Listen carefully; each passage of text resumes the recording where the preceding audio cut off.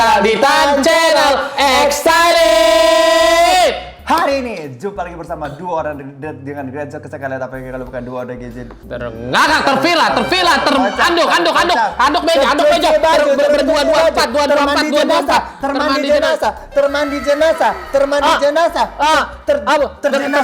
terbegini.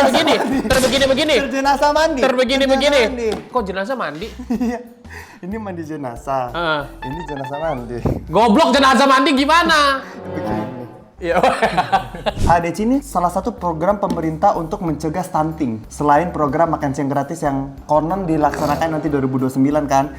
Ini dulu nih. Karena kalau tanpa kita, orang Indonesia tuh nggak mau makan siang, Pi. Oke gitu ya. Jadi kayak sebenarnya ADC ini adalah program pemerintah dan kita sudah bekerja sama dengan lembaga-lembaga Apa tuh? pemerintah seperti LSMB, Singkatannya dari Lembaga Swalayan Manado, Badan Antariksa kali. Antariksa. Lah I-nya apa?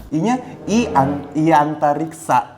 Hari ini film-film itu masih sama kayak kemarin ya. Kita ini syutingnya kayak belum lama dari kemarin lah. Film-filmnya masih sama. Ya. Cuma bedanya hari ini kita akan mereview film Pemandi Jenazah. Kok bener? 1. Yang belum ada keduanya. Diproduksi oleh Tony Rames, Clarissa Yunique Dries, Jody Bani Wicaksono, didirektur oleh Hadrah Daeng Ratu, ditulis oleh penulis yang paling terkenal sepanjang masa, penulis film terviral 10 juta penonton, dan juga adalah penulis dengan tahta tertinggi di dunia penulis-penulisan, yaitu ada Lord Lele Laila. Dibintangi oleh Agini Haq, Jenar Maesa Ayu, Ibrahim Rishad, Amara Sofi, Denny Saputra, Ruth Marini, Mian Tiara, Poni Anggraini, Rifria Vinola Ivani Sari, Komarudin, Petrus Aji, Nelly Sukma, Messi Gus, Neymar, Dan juga ada Roberto Carlos. Dan juga ada Rudy Hoirudin. Ewing Hade, Dan juga ada Chandra Liao. Dibutuhkan oleh VMS Studio. Bercerita tentang setelah kehilangan ibunya dalam seakan kematian misterius, Lela, anjir. kayak nama pecel lele ya? Lela, singkatan dari Lele Laila. Oh, sebuah teori. Iya, Cos. Sebenarnya toko-toko di sini tuh singkatan-singkatan para petinggi-petingginya. Nih, Lela, Lele Laila. Arif, kan ada Arif. Hadra Daeng Ratu. Arif Hadra Daeng Ratu. Tuh, apa lagi tadi? Leher gue ingin mengangguk tapi otak gue nggak bisa terima. Terry. Siapa nama Terry, Clarissa Yunique Dries. T-nya? T-nya kita nggak ambil T-nya. Kalau kita ambil jadi nggak masuk dirinya nanti. Ya, tapi kan namanya singkatan ya harus diambil semuanya. Goblok. Setelah kehilangan ibunya dalam serangkaian kematian misterius, Lela, seorang pemandi jenazah, berusaha mengungkap kebenaran dengan mengikuti petunjuk saat memandikan setiap korban. Namun selama proses itu, ia dihantui oleh roh dan terbebani oleh beban karena tidak mampu mengungkap rahasia masa lalu mereka. Baru film ini saya nonton di bioskop. Jika kalian mau menonton filmnya, silakan kalian. Siapa yang marahin nih? Ini yang marahin.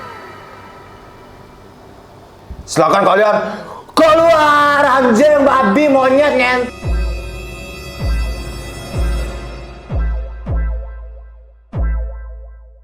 Itu dong. Apa kayak Arden-Ardenan itu biar ada yang bisa dimakan-makan. Udah habis ya, kita tumben gak GoFood kita ya? Pesan dulu apa kita nih GoFood? Gak usah GoFood. Hah? Langsung aja. Nggak usah. Langsung aja. Nggak usah. Nasi padang. Nggak usah. Nasi padang. Pesan aja. Tunggu lu lagi pengen makan apa? Pesan aja lo, ini orang bingung. Ya udah kita ke mall yang kayak biar gua gak jawab bingung. biar ini loh, biar kayak bisa milih langsung. Gak usah lah, Ger, gak usah. Gak usah. Salah banget gue nanya kenapa tumben gak ada GoFood.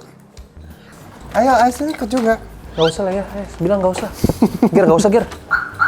Ger, gak usah. Pala beneran cari makan ini, Mas. Ya kan kita YouTuber real sekarang, bro. Lama-lama jadi travel vlog kan. Ayo. Gak ada loh reviewer kayak begini, kita doang di dunia, the first in the world. Kita kan jadi gak punya identitas, kita mau review film tapi tiba-tiba traveling, tiba-tiba food vlogger. Malah beneran nyari makan ini, mah. I'm the king, bro. I'm the king. Gak harus keluar dulu tapi apa-apa harus dilakukan karena cowok yang bisa dipegang Cuma omongan sama kontennya. Coba guys, kalian voting, kita makan apa yang paling banyak kita kunjungi. nggak bisa kan, ini tayang kita udah kelar makan Kan bro, sama makan beneran ini mah. lah daripada bingung nyari GoFood nggak dapat mending langsung datang. Terima tadi dia ngepot cotok, lalu kita makannya Orang pilihnya Wingstop. terus kita nggak makan cotok. Kan aku sudah terbiasa tidak mendengar suara karena cita-citaku ingin menjadi DPR. Udah ya, udah kenyang Gue Ger. masih lapar. Gue masih lapar. Nyari es teler mau nggak? Gak usah. Gue masih lapar nih kayaknya. Bukan apa-apa Ger, capek nih sampai sore nggak kelar-kelar, nanti ini bikin video lu doang. Kenapa lu ngambil ini kalau lu masih lapar? Salah kata-kata lu tuh, coba lu teliti lagi. Gini lu kan udah. Kenapa lu ngambil ini kalau lu masih lapar kan gini? Lu kan udah makan. Harusnya gini, oh lu ngambil ini karena masih lapar, gitu. Ya lu kan udah makan, kenapa lu ngambil ini lagi? Minimal haus. Iya kan bisa air putih aja kalau aus mah Ger. Es teler. Nggak usah. Nggak usah. Ger anjing banget Ger. Ger anjing banget. Nggak mulai-mulai. Babi. Baru nyampe Ger. Baru banget.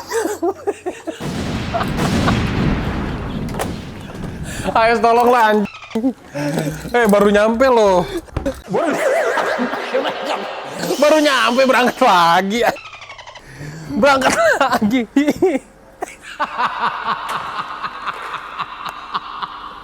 Ger. Baru nyampe udah berangkat lagi loh. Anjing, kagak kelar-kelar sampai malam ini coy.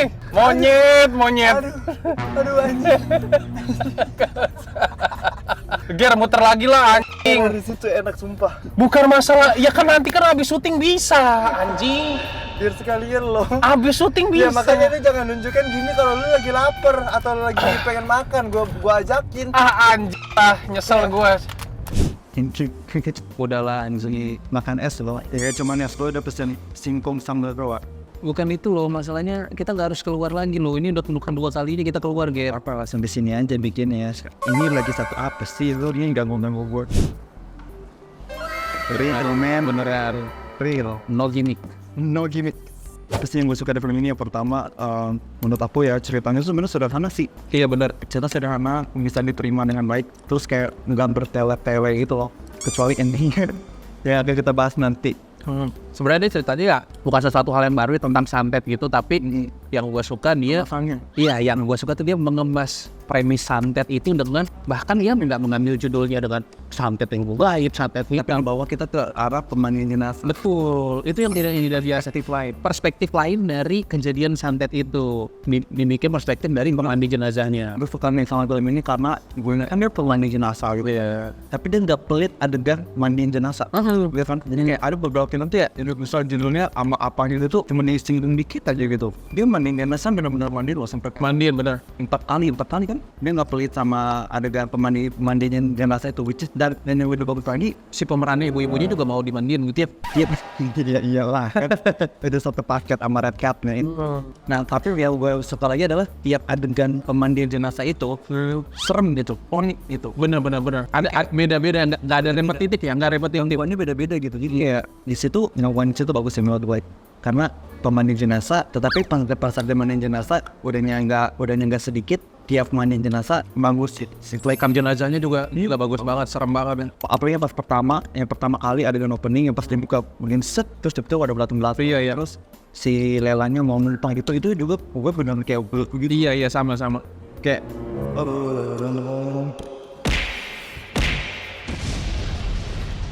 nyoba lo. Bukan nyoba itu, mau muntahin makanan gue itu. Sap. Bagus banget sapnya. Asli setnya kayak Setnya bagus banget. ini kan tahun 2004 ya, dan di kampung gitu. Dan menurut gua Kampungnya dapet banget. kampungnya dapat banget, rumahnya juga dekor home dekornya, interiornya, terus kayak peletakan furniturnya, tempat mandi jenazahnya. dia jamur-jamur di temboknya. Ya, terus kayak di pokoknya setnya aku suka banget sih. Kalau saya mau dibilang ini kayak di sebuah desa kecil di kota Jawa gitu, oh percaya lagi aja, berasa banget kehidupan berdesa gitu. Kampungnya iya bener. Kayak ada ibu-ibu yang suka bergosip, terus juga ada dia suka kasih tambahkan nutrisi kegiatan-kegiatan masyarakat di desa itu. Ada kayak lagi pukul-pukul kasur gitu. Jadi kayak ternyata apa suka sih? Wardrobe-nya juga Desanya hidup. bener, desanya hidup.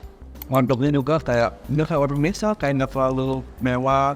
Iya, make up-nya juga nggak yang terlalu lebay. Iya, dibikin detail tapi nggak terlalu detail amat sampai kayak gimbal gitu nggak. Kasih gue itu juga Dan terlebih lagi actingnya sih, aduh, actingnya ya. aduh gila lagi. Ketika ada satu percakapan di awal pokoknya Mama Lela sama Lelanya itu di awal yang Lelanya dipaksa jadi jenazah itu tapi Lelanya nggak mau. Itu menurut gue percakapannya chemistry-nya dapat banget sih. Dapat banget asli. Chemistry ibu dan anak si itu dapat banget. Bahkan sama si adiknya pun si Aris bagus juga kok. Even ibu Terry yang ibu-ibu Juliet itu dapat banget. Dapat banget sih. Ngeselinnya dapat banget. Ngeselin nih.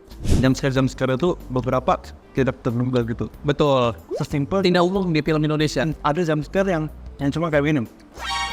Itu serem banget anjir. Itu serem banget. Ada hantu ibunya. Belum jadi hantu bener. Cuma kayak nge-shoot doang. Dan itu di callback waktu dia udah jadi hantu kan. Jadi kita tahu itu hantu ibunya. Iya. Itu the power of acting sih menurut gua. Sama the power of shotnya. Gila shotnya juga bagus banget. Kamera ultra sama sih ada yang pas dia tidur, terus dia begini, kamera begini iya. Ya, dia Pas di sini ada penampakan. ya itu gimana sih cara Ada jump scare. pakai rel gitu ya? Itu bagus sih, itu bagus banget. Bagus banget. Itu sih sebenarnya kayak banyak teknik-teknik yang baru kita lihat juga di film ini. Iya. Ternyata implementasinya tuh bagus. Sama menurut gue, scoring musiknya juga pas. Bener. Ada beberapa yang kayak kita tuh dikasih hening Iya. dan menegangkan, itu beberapa dikasih musik gitu. Jadi kayak penempatan musiknya oke sih. Iya. Dia tuh pintar mainin ininya, lo mainin psikologis penonton. Selalu bikin kita curiga ya guys ini. Dari pengambilan gambarnya itu kayak ngerti gak sih, kayak dibuat seolah-olah wah ini di belakang sini kayaknya bakal sesuatu, ternyata nggak ada, ternyata di sisi lain gitu. Iya. Itu sih kita dibuat menebak-nebak gimana nih hantunya muncul, ternyata nggak tertebak sama gue sih gitu. Jadi kayak itu balik itu teknik kamera work sih, teknik pengambilan gambar sih. Iya, kayak gue pengen bilang kayak gini loh, bikin film horor tuh maksudnya sejauh ini ya di 2024 gue belum nemu yang nge-shoot ya sebagus ini sih jujur. Iya, pengen 2024 ini yang filmnya bisa gue nikmatin sih. Kita Bener sih, bener. belum ada kita waktu kayak bagus sebagus ini gitu. Yang nontonnya tuh sampai kayak dada tuh rada-rada nyesek dan karena nyeseknya tuh karena intens banget loh. Bener, beberapa adegan yang gue tuh sampai gak bisa lihat. Itu kayak adegan kakinya Lela nginjek kawat terus dia nyabut kakinya ngilu banget. Terus sama si Ibu Tuti yang matanya ketusuk kawat terus dia cabut begini tuh ngilu banget anjir. Itu gue gak bisa lihat itu. Itu hampir sama kayak kita nonton Evil Dead anjing yang pas kakinya diparut. Sama ada juga satu yang ternyata dia mimpi gitu sih Ibu Tuti ngegarap ini siapa? Justru dia kok Ibu Tuti ya namanya. Ibu Tuti kayak itu keren banget anjir. Keren banget Itu keren banget sih. Udah sih overall hampir 80% bagi gue sih pujian, bahkan kayak gue tuh nyatatnya dikit banget gitu. Sama. Nah dia dan kehadiran Hipsi di sini menurut gue cukup menjadi si angin segar ya. Bener. Sebenarnya dia nggak melucu, tetapi ada beberapa gue karena kita mungkin Kenal dia ya. kenal dan ngikutin stand up komedi kan, dan dia kayak ini tuh dia lagi ngelucu ini. Iya bener. Tapi kayak jokesnya dia tuh nggak semua orang bisa tangkap, tapi kalau kalian bisa tangkap lucu anjir. Iya. Kayak misalnya dia ulang-ulang kali, ini anaknya Ibu Ida disunat. Ibu Ida disunat. Anaknya bukan Ibu Idanya. Gitu ya, maksud kayak pengumuman mohon pada warga tolong laporkan kegiatannya tadi malam karena Bu Ida diacak-acak. Maksud saya makamnya diacak-acak. Tapi abis itu diulang lagi. Itu sih, aku suka kehadiran Hipsi di sini. Iya. Sama ini sih, ada adegan yang gue membekas banget di otak gue, di Kepung Pocong anjir. Yang si Lelan di Kepung Pocong tuh makanya Ibu Nur kan, karena dia mau ngecek kakinya Bukan dong, Ibu Nur kan Ibu Ida. Ibu Ida kayaknya ya. Ibu Ida. Yang mati pertama. Kalau Ibu Nur kan mamanya Rika. Ibu Ida. Itu Mikir Pocong tuh bagus sih. bagus banget itu. Dan menurut gue cukup realistis gitu, karena pas dia kan ngegali kubur, terus dikelilingi pocong, dia ketakutan, dia jalan kuburnya. Nah biasanya di film horor, contohnya aja tuh Kota Saranjana, abis ngegali kuburnya nggak ditutup lagi, terus kayak seolah-olah udah nggak terjadi apa-apa aja. Iya, tapi kalau ini dibahas. Gitu, kayak kemarin ada yang bongkar kubur tapi nggak ditutup lagi, ayo siapa gitu. Jadi kayak cukup realistis gitu loh. Iya. Gaya yang bikin masalah, bikin konflik terus ditinggal aja konfliknya tuh enggak. Di sini tuh cukup realistis. Makanya hampir 80% filmnya ini udah cukup bagus banget. Kecuali ini Andi 20% ya. Nah, ini kita Cukup refreshing ya untuk awal tahun ini kita setelah ditempa film-film tolol gitu ya, film-film hantu yang wadidaw walau uhui. Sinden Gaib dan Trinil gitu. Iya, ini cukup refreshing banget sih. Makasih buat Handra Ratu dan The Lord Lela. Mas Aribu Lela itu selalu kalau gue perhatikan ya, enggak entah itu di Cornin atau enggak itu di Sinden Gaib. Ini catatan hitam nih, udah masuk nih. 20% terakhir ini menjadi catatan hitam. Iya betul. Kayak catatan hitam film pemain generasi. Nah bagi gue catatan utamanya tuh yang paling berasa adalah endingnya. Endingnya apa sih? Apa sih banget anjir. Aku gak expect endingnya bakal begitu. Padahal udah bagus tuh. Kita tuh udah dibuat kayak menerka-nerka nih. Anjir siapa yang jahat, siapa yang baik gitu kan. Karena tadinya mau dibuat si Nurning, si orang yang pertama tuh mau dibuat dia yang jahatnya. Tapi di tengah-tengah dibuat kayak seolah-olah teman-temannya ibu-ibunya tuh mereka yang jahat gitu. Ujung-ujungnya ternyata emang si Nur yang jahat juga gitu. Tapi anaknya. Iya, dia kayak udah mau dibuat kayak gitu tapi endingnya kayak jadi intinya gini, endingnya ternyata mamanya Lela dia teman berenam. Nah ternyata ada satu ini namanya Ibu Nur. Ibu Nur ini diduga pelakor. Diduga pelakor. Ya jadi kayak semenjak ketemu Ibu Nur, bapak-bapak ini itu jadi berubah sifatnya. Ini coba nih singgung sama Rua cok. Ya berubah sifatnya, makanya orang-orang pada gak suka kan sama Ibu Nur. Akhirnya yang aku tangkap adalah akhirnya si teman-temannya si ibunya Lela dan teman-temannya itu berusaha untuk kayak ingin mengasingkan Ibu Nur kan. Jadi dibuatlah gosip kalau sebenarnya pelapor. Akhirnya sama warga desa dia dihakimi masalah sampai dia meningsoy di situ. Ternyata si Ibu Nur ini punya anak namanya Rika. Ya, yang akhirnya pas Rika udah gede dia pindahlah ke desa itu lagi untuk melakukan balas dendam dan dia menyantet lah 5 teman-teman mamanya itu. Betul. Nah cuman yang gue permasalahan adalah ketika terakhir tuh si warga-warga desa kan akhirnya melapor si Rika, ditarik kan, digebukin Selayaknya dulu mereka ngegebukin ibunya Rika, si Bu Nur. Si warga desa tuh bisa sampai kayak gitu tuh awalnya tuh karena si diasuk Lela gitu. Dia bilang si Rika lah pelakunya selama ini yang menyantet kita, dia anaknya Bu Nur gitu kata si Lela kabel. Nah terus udah tuh lagi digebukin nih si Rika tak si Lela ngeliatin dari jauh. Tiba-tiba ada hantu ibunya Lela bilang, Lela hentikan nak sih. Dari pertama kan Ibu Nur juga jahat kan. Ibu lu juga dulu waktu mamanya Rika digebukin dia nggak bisa ngapa-ngapain. Urusannya nggak belain. Urusannya apa Ibu Lu tiba-tiba jadi hero gitu. Padahal pas Rika lagi digebukin itu, Rika tuh ngeliat di tengah-tengah warga yang itu tuh ada 4 hantu yang udah disatet itu. Which is salah satu itu ada ibunya Lela dengan wujud hantu. Tiba-tiba di sisi lain ibunya Lela dengan wujud manusia bilang ke Lela, hentikan. Itu yang pertama. Iya. Akhirnya si Lela berlari kencang, dipeluklah Rika sambil digebuk-gebukin Lelanya kan via tak. Terus tiba-tiba adiknya si Arif dateng, mencoba si Alis langsung mati. Yang pertama itu si Lela kan digebuk-gebukin begini kagak mati. Si Arif sekali pukul doang lagi. Kali pukul kepala belakangnya kena. Polisi mana parah.